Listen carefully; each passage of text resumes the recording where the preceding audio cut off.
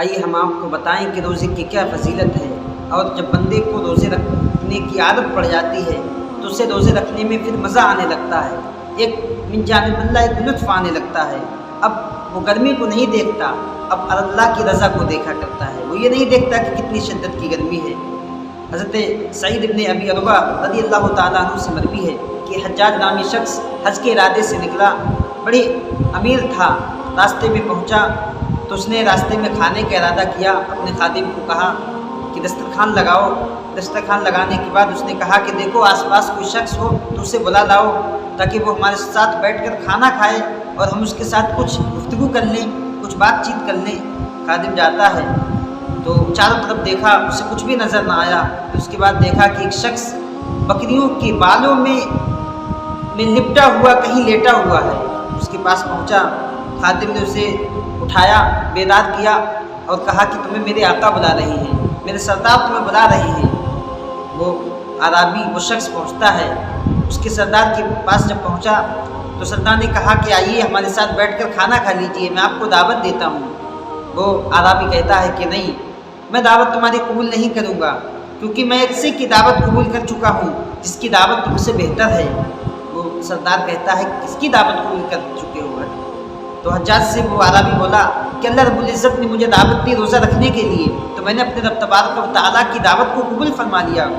وہ عرابی شخص حجاج بہت متعجب ہوا، بڑی تعجب میں ہوا، کہنے لگا اتنی شدت کی گرمی ہے، اتنی تیز پسینہ آ رہا ہے، تم اتنی گرمی میں روزہ رکھتے ہو؟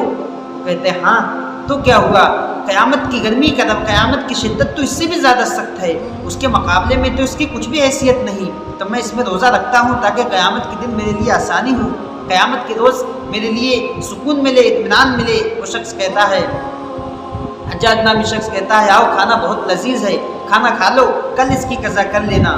اب عرابی تو دیکھو، اس کا ایمان تو دیکھو۔ یقیناً بعض لوگ ایسے ہوا کرتے ہیں جو ہم دیکھ کر کے بظاہر اندازہ نہیں لگا پاتے کہ یہ کون ہیں، یہ کیسے لوگ ہیں۔ حدیث شریف میں اس لوگوں کے بارے میں آیا ہے، رب اشعث قوم، کہ کچھ ایسے لوگ ہوتے ہیں جو پراگندہ بال ہوتے ہیں، پھٹے کپڑے پہنے ہوتے ہیں، لیکن ان کی شان تو یہ ہوتی ہے لو اقسم علی اللہ لابرہ، کہ اللہ کی بارگاہ میں اگر وہ قسم کھا لیں تو اللہ تبارک و تعالیٰ ان کی قسم کو ضرور پورا فرمایا کرتا ہے، اللہ پاک ان کی قسم کو ضرور پورا فرمایا کرتا ہے، یہ ان کی شان ہوا کرتی ہے۔ تو وہ عربی کہنے لگا کہ تم اس بات کی ضمانت دیتے ہو کہ میں کل تک باحیات رہوں گا، کل تک میں زندہ رہوں گا؟ وہ حجاج نامی شخص کہنے لگا اس بات کی ضمانت کون دے گا، ہم اس بات کی ضمانت نہیں دے سکتے۔ تو اس نے کہا جب تم اس بات کی ضمانت نہیں دے سکتے تو کل پر اس کام کو کیوں ٹال رہے ہو؟ وہ شخص کہتا ہے کہ آؤ کھانا بہت لذیذ ہے، کھا لو۔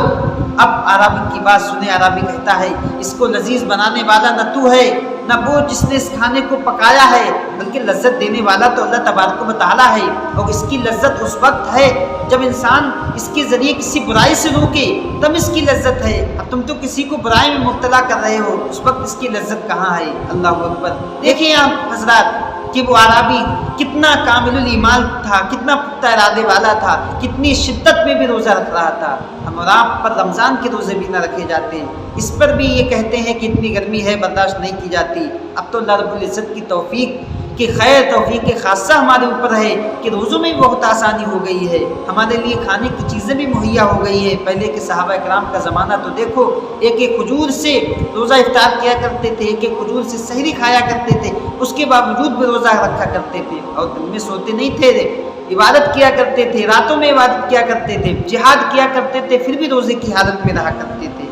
تو ہم اور آپ اپنے آپ پر غور کریں کہ ہمارے لیے کوئی دشواری نہیں روزہ رکھنا۔ یہ مبارک مہینہ یہ تمام لوگوں کو نصیب نہیں ہوتا، سب کی قسمت میں یہ مہینہ نہیں آتا۔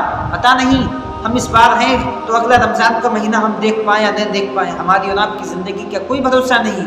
نہ جانے کتنے ایسے ہیں جو پچھلے رمضان میں تھے لیکن یہ رمضان انہیں دیکھنا نصیب نہ ہوئے، اللہ رب العزت نے انہیں اٹھا لیا۔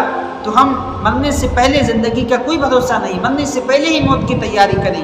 رمضان المبارک کا مبارک مہینہ ہے تو ہم اس سے پورا فائدہ اٹھائیں۔ یہ ہمارے لیے اللہ تبارک تعالیٰ نے اسکیم نکالی ہے کہ ہمارے لیے ایک عبادت कि सैकड़ों गुना बढ़ा दिया करता है, कि नेकी को सैकड़ों गुना ज़्यादा फरमा दिया करता है कि हम इसमें नफल इबादत करें तो हमारे लिए फ़र्ज़ का सवाब है, फ़र्ज़ इबादत करें तो 70 गुना बढ़ा दिया करता है। एक हर्फ पढ़ें तो हमें 70 नेकियां मिला करती है। रमज़ान मुबारक की बरकत है, इन बरकतों को खूब खूब हासिल करें, इनमें बढ़ चढ़ कर